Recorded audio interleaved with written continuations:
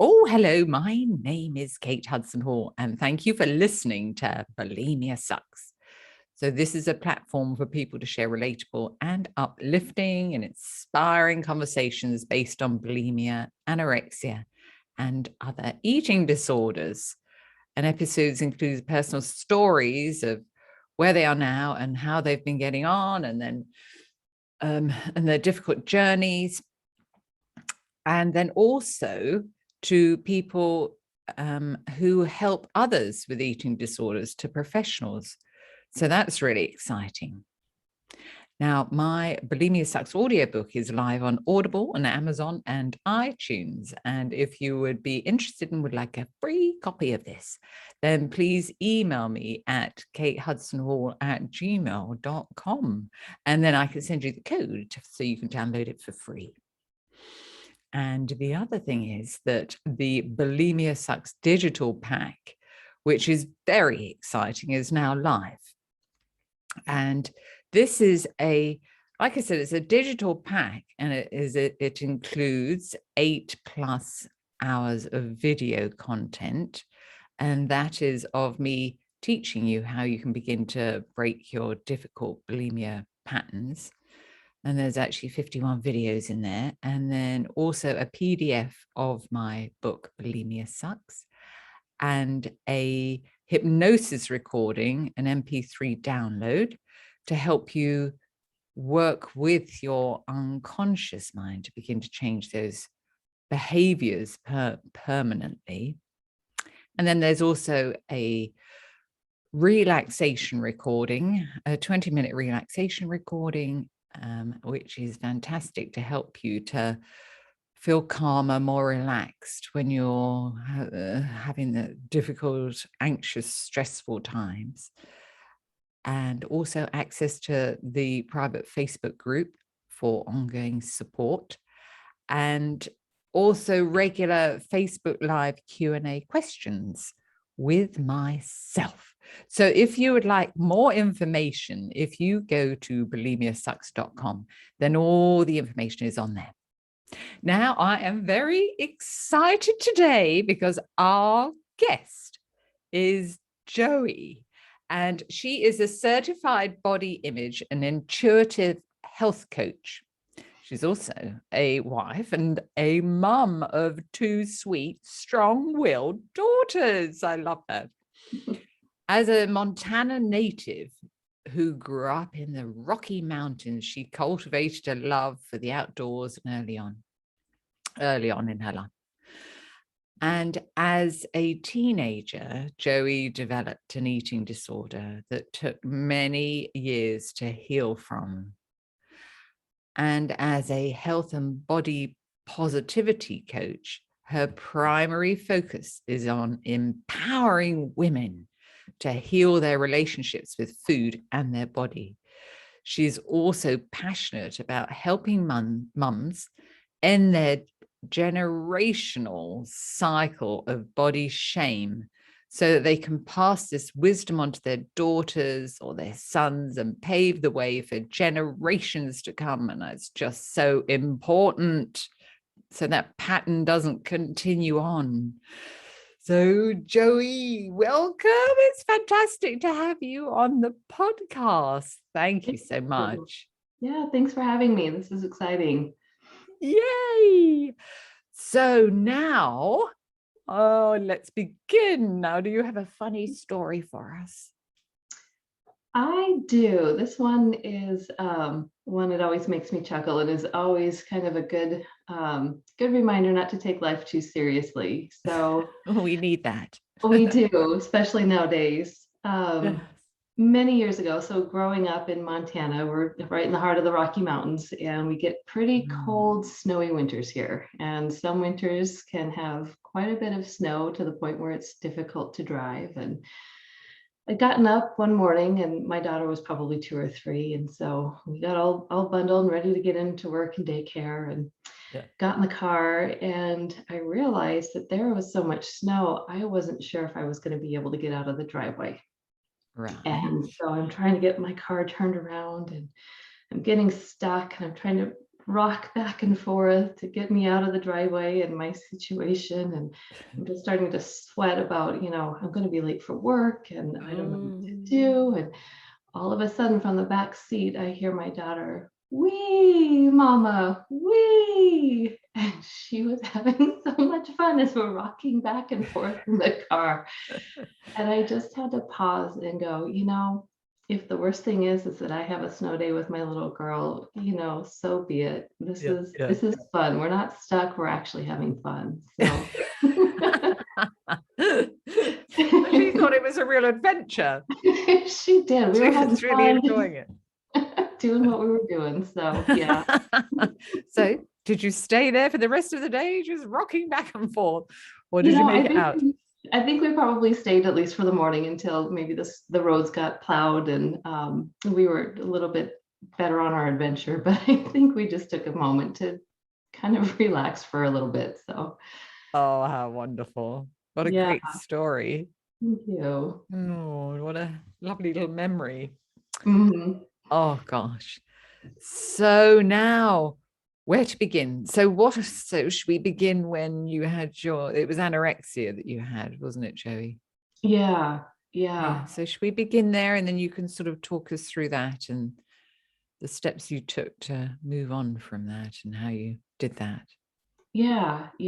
That would be probably a good place to start. So it's always interesting to me how when people develop an eating disorder, how different it is for everybody, that one little spark that kind of ignites the eating disorder.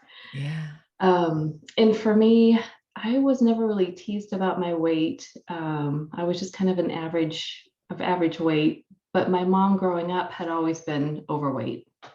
Right. And so she, even though there was, I think, positive intentions behind her messaging, there was a message that she had been bullied as a kid, beaten up, teased. Many things in her life hadn't worked out well because of her weight. And so there was this story or message that being overweight could be dangerous and it was not a good thing. So she was always dieting and trying to lose weight unsuccessfully. And so I kind of grew up with that mentality. And by the same token, my dad, who he'd grown up on a farm and was a very hard worker. But for him, eating came last. That was the last thing you did in your day. If you had time, even if you were cranky and run down, that was just kind of where that message came from. So for me, by the time I was in high school and the pressures hit, anorexia developed because of these messages I had about food and weight. And so that just kind of seemed to be the place it went. And I think that's very common in families, particularly if one of the parents is consistently talking about the difficulties they're having with their weight, and then every time with food they can bring it up, can't they? And then just helps to cement that difficult, confused thinking, because then you don't know which direction to go in, really. Yeah, exactly. And her struggles with knowing diet wise what to eat or how to eat kind of came off on us, always trying to help us with managing our weight or eating the healthy foods. And so I learned to really kind of dissociate from my body, from learning when I was hungry or when I wasn't, what I felt like eating. So I think that dissociation happened really early on. Gosh. For me. Yeah. Yeah. And so in high school, it was probably my junior year of high school. I kind of started developing more disordered eating. It didn't kind of start as a full-on eating disorder. I just was restricting more and always busy in activities. So I missed dinner quite a bit and then just happened to be losing weight. And of course, got a lot of praise, which in high school, when you're being praised for your physical appearance, is everything. Yeah. And then I won a scholarship to travel to Japan the summer before my senior year. And wow. It was quite an experience. It was quite an honor to have been able to do that. Yeah. And so the program itself, it was complete immersion. I didn't know anybody else that was there. I didn't speak any Japanese. It was just kind of completely submersing in the culture. Unfortunately, it was enough stress that it just completely sparked the eating disorder while I was there. And I lost quite a bit of weight in the summer I was there. And the interesting thing was, at that point, I don't know that there was much of that in the Japanese culture. They really didn't know what was going on with me. Right. And so the host mom had reached out and was trying to figure out what to do. And they really didn't know. They didn't understand what an eating disorder was or any of that. So by the time I got home, I was definitely in the grips of just a really strong eating disorder. Oh my gosh. Yeah. Gosh, your poor mother to see you. How long were you out there for? It was about 3 months. Yeah. Yeah. Yeah. Yeah, they actually didn't recognize me when I walked off the plane. I had lost so much weight. Um, so that was kind of a indication to me that maybe something was wrong. It wasn't a good path I was going down. Yeah. Yeah. And so what did your parents say? They were kind of in shock. It took a few days just to even realize kind of what was going on. We didn't know anything about eating disorders, anorexia, bulimia, any of that. So I remember going to the doctor and trying to start there. And from there, it was a whirlwind of referrals to nutritionists and psychologists and the doctors and testing. And so they were really supportive about, getting treatment and getting it fast. So that's good.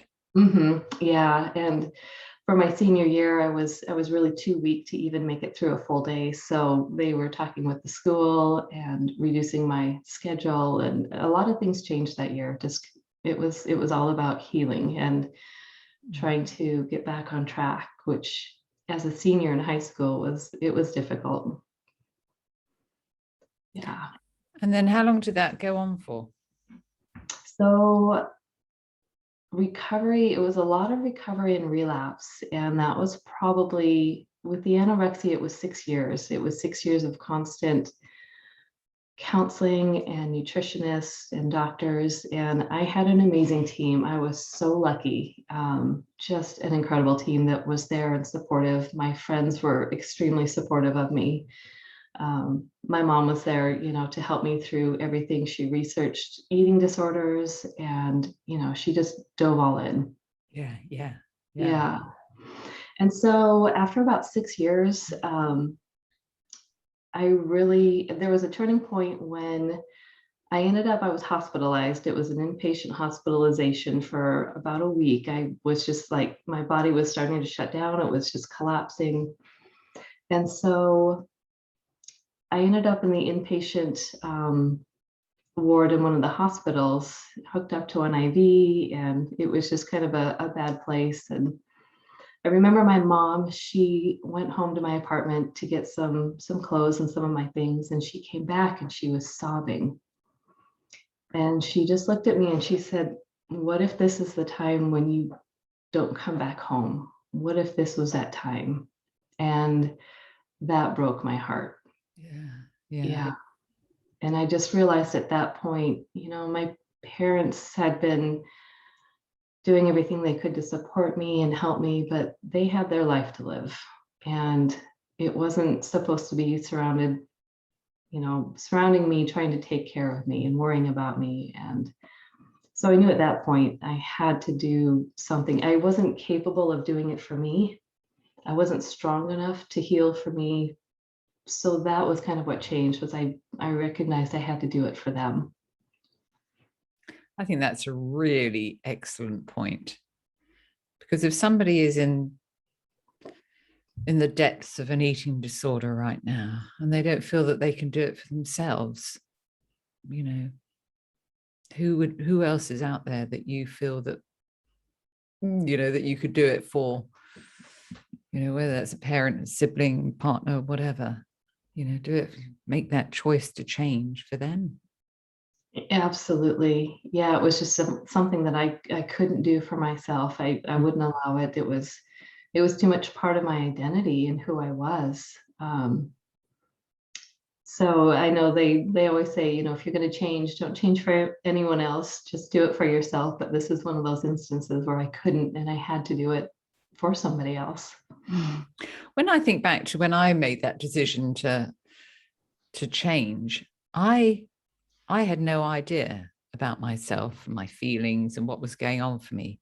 So I really did it as well for my mother, because I'd put her through so much, you know, 10, 12 years of, you know, having bulimia. And so I really did it for her rather than myself, you know. And then I worked to the, you know, to learning about myself, and, you know, and learning to take control and everything else that comes with that. But initially as well, I did it for my mother. Yeah, and sometimes I think for those of us with eating disorders, we are so compassionate that it almost has to start there. It's hard to see that we need to heal for ourselves, but we recognize that we need to do that for others. Yeah, and I think it's great. You know, some people will, you know, maybe make that decision that they understand they have to do it for themselves, but maybe you're in a situation where you don't really understand what's going on for you. And so then maybe there is someone else that you could think, right, well, they've helped me a lot on the way and I'm not listening. Maybe it's time for me to take note of what they're saying and listen to them. Yeah, absolutely. Yeah, absolutely. And if you can find it within yourself to be able to heal, you know, for your reasons, that's absolutely beautiful and amazing. And if not, just finding whatever those reasons might be. Yeah, like you said, you know, whether it's another family member or whatever it is, but just really sticking to it and just finding it and just believing it, you know, to help you get those dark times. Yeah. So Yeah. if you could turn back the clock, and talk to that younger you before you'd made that decision, what would you have said to her? I often think about that, and I'm not sure. I'm not always sure. I'm not sure what I could have said to have deterred me from an eating disorder. But knowing now what I have been through, a large part of it would be that shrinking yourself and your body and putting yourself through that will not find you the acceptance that you're looking for. It will not attract the right people in your life. It will not attract the right circumstances in your life. Shrinking yourself to make others comfortable is not an answer. I think a lot of times it's not going to make you happy. it's not going to make you happy. Yeah, there's no future in an eating disorder. There really isn't. So yeah, I think for me, just recognizing that I was living my life for other people. I wasn't happy with my choices. I was making them for everybody else. And that was just kind of a manifestation of one more thing I was trying to do for other people. I wasn't living for me anymore. Trying to be perfect for other people. Yeah. Yeah. Trying to keep them happy and sacrificing me in the meantime. Yeah. Yeah. Yeah. And so what advice would you give somebody with an eating disorder right now, with all your knowledge now and your experience of what you've been through and your work that you do? So for me, it would just be, you know, to seek help, to seek support.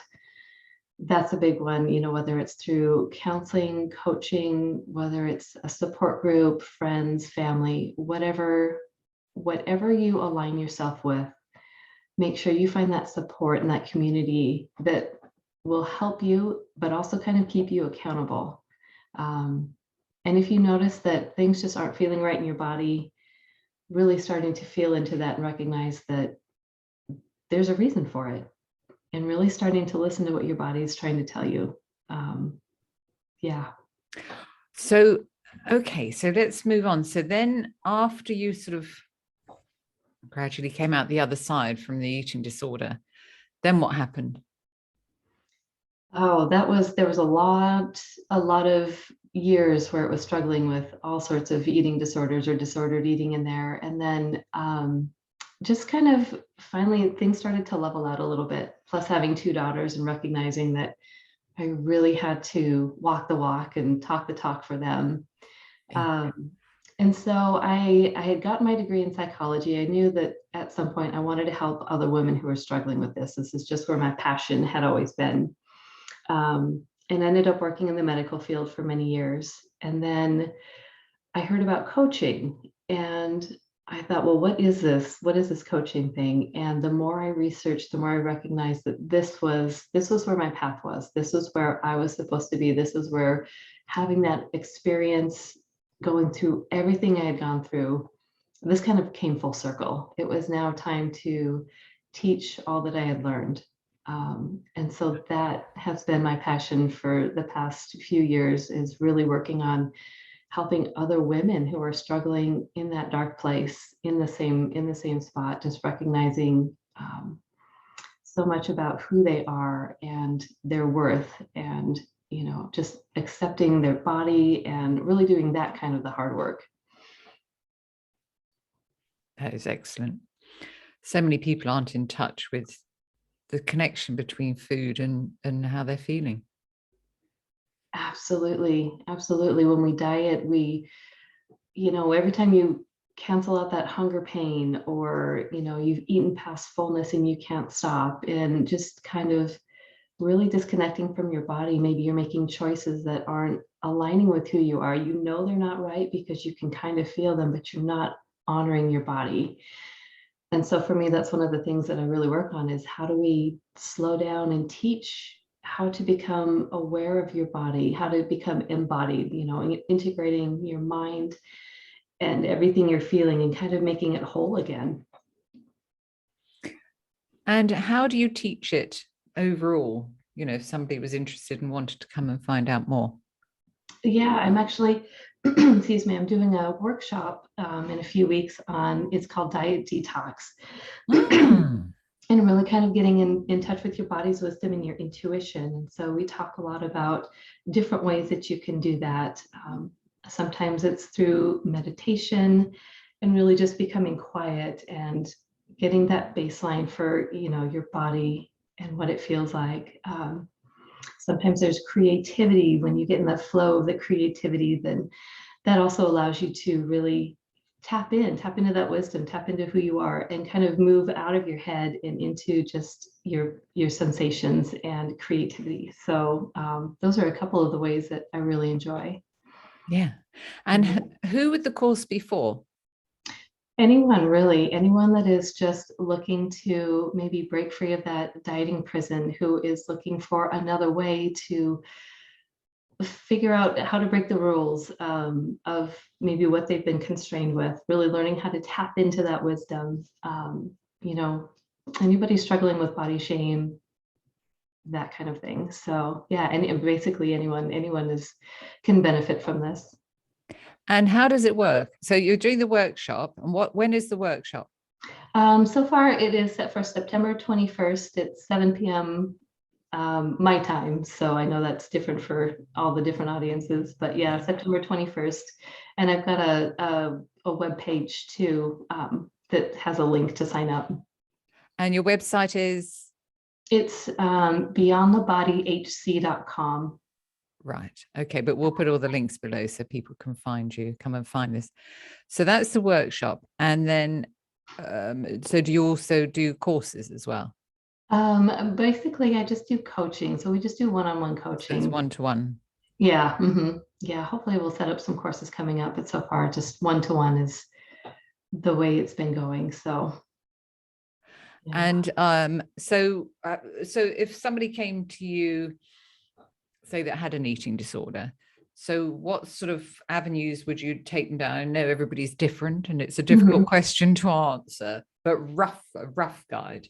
Yeah. And so for me, the first thing is to make sure that they, if they have a true eating disorder, really make sure that they're working with, a counselor or someone who can help them along. But I have a program called Ascend, and it's got 6 pillars in it, and we kind of work through each pillar.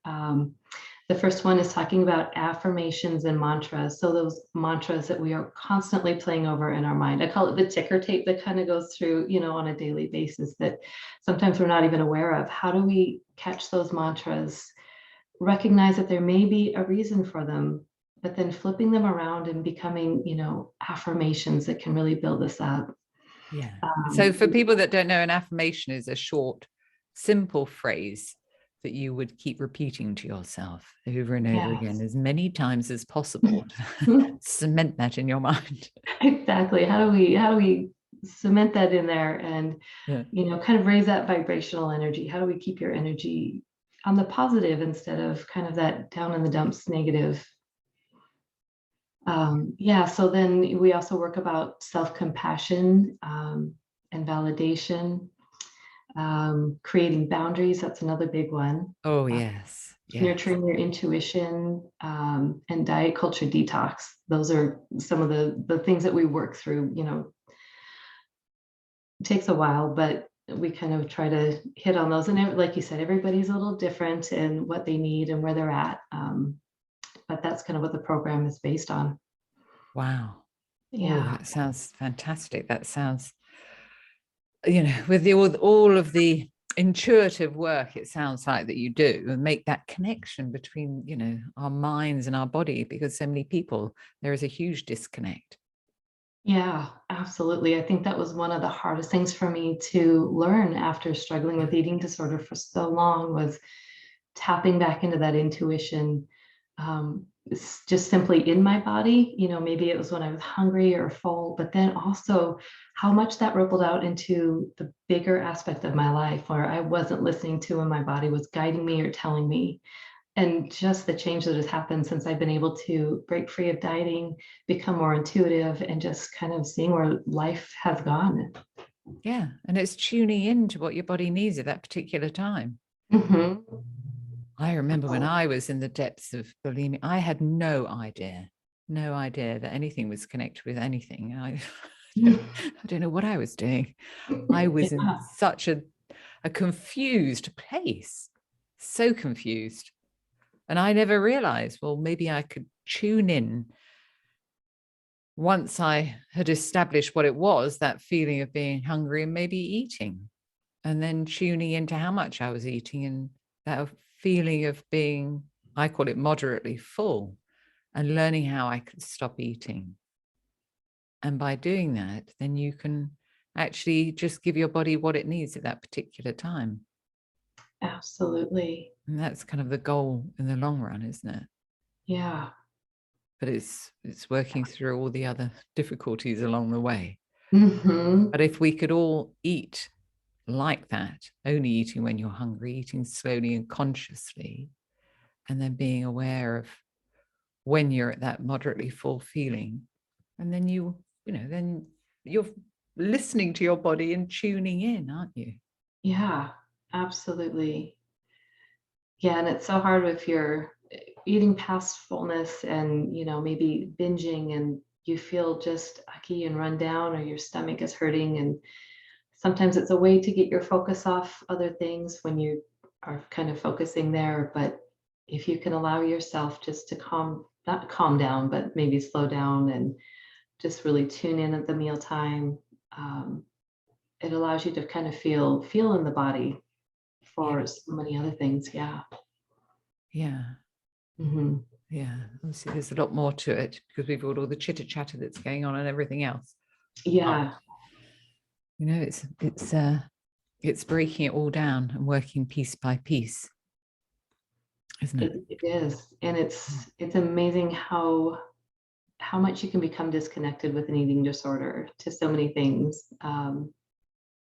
Yeah. And it's food, it's life. It's supposed to be for giving us energy and sustaining us and celebration and all those things that you kind of miss out on if you're dieting and restricting and kind of in that place. So I remember that strong feeling of thinking,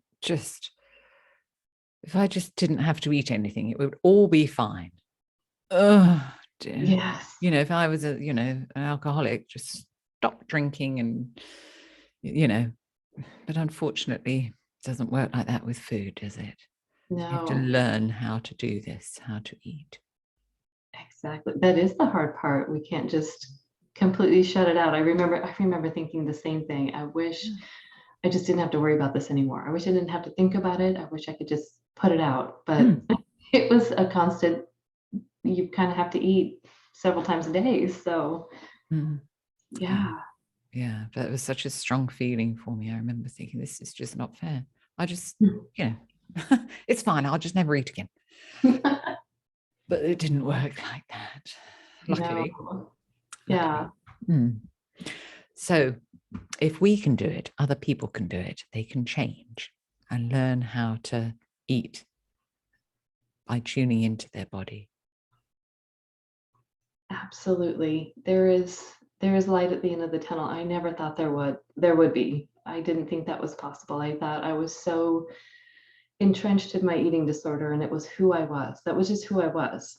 I didn't think there was anything on the other side or that I wanted anything on the other side Yeah. until I did the work and recognized that there was so much more. Yeah. Yes. And Yeah. look at you with the 2 children and in a really good place. Yes. Amazing. I couldn't imagine it any other way. Oh, it's Yeah. fantastic. Fantastic. So is there anything else that you would like to tell everybody or to say? If you are if you're struggling, if you're on the road to recovery, there will be setbacks. It doesn't mean it's the end of the road. Mm. Keep going, keep going. It will be so worth it in the end. And it may be the message that someone else needs to hear. You may be doing the hard work so someone else can be in a place as well. So, yeah. That's beautiful. Yeah. And you're right. And people, we all have and had slip ups. And that's okay. And it's okay, to have a slip up because that's part of our learning. And we can learn from that and then move on.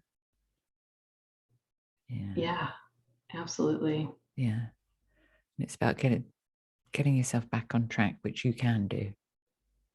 And that self-compassion, just having enough self-compassion to recognize that that's what this is. It's all learning. It's relearning.